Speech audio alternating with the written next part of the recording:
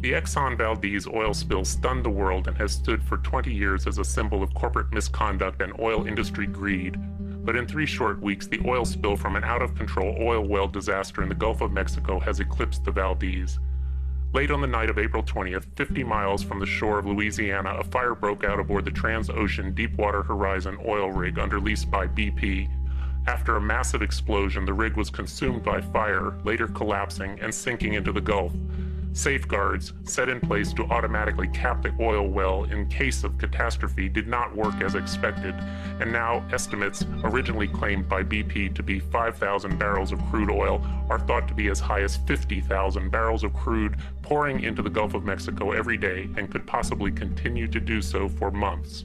We may never know the reasons for this disaster, be they misconduct, human error, or accident due to forces outside our ability to predict.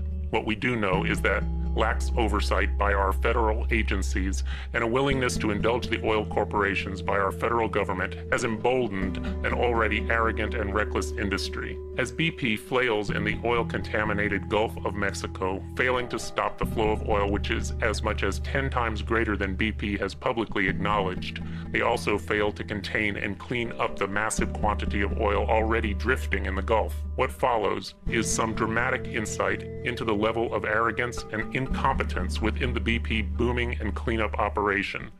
There is some strong language here. There is a reason for it. Stay tuned and you'll be able to do a better job than BP is doing.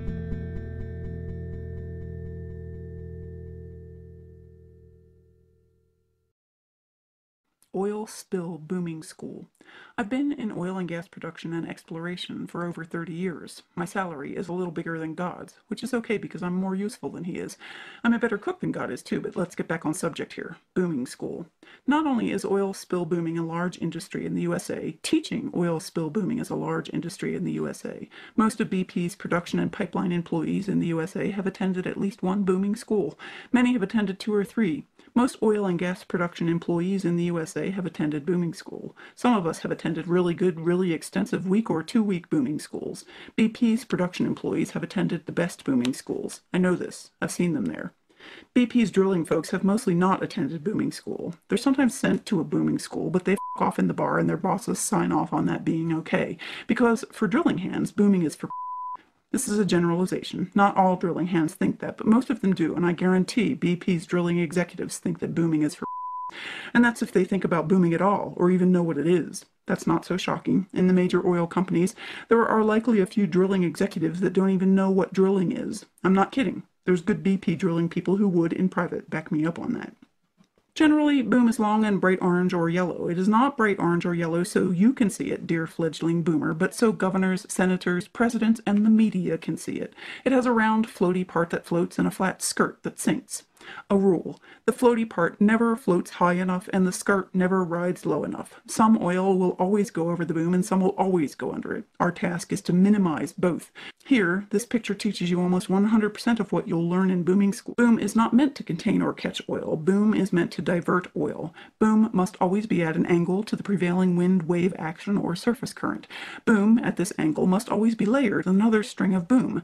Boom must always divert oil to a catch basin or other container. Done properly, you can remove by far most of the oil from a shoreline, and you can do it day after day, week after week, month after month.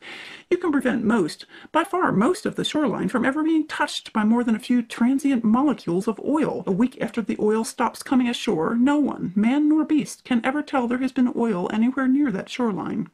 In practice, there's a reason the best booming schools last weeks. Different types of shoreline, different shapes require different configurations. Your numerous anchor points for this spill, those would be 1-yard cement blocks with tie-off buoys, need to be chosen so the boom tenders, you, can adjust the ropes, slanting the booms this way and that to account for changes in wind and current.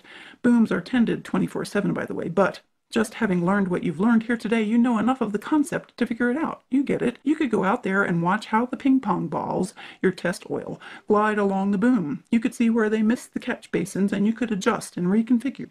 By the 3rd day of actual booming, no one on this planet would be better than you. So if you understand it, and all of these production employees understand it, we're talking tens of thousands of people here, then why is most or all of the booming along the Gulf being done wrong? 1.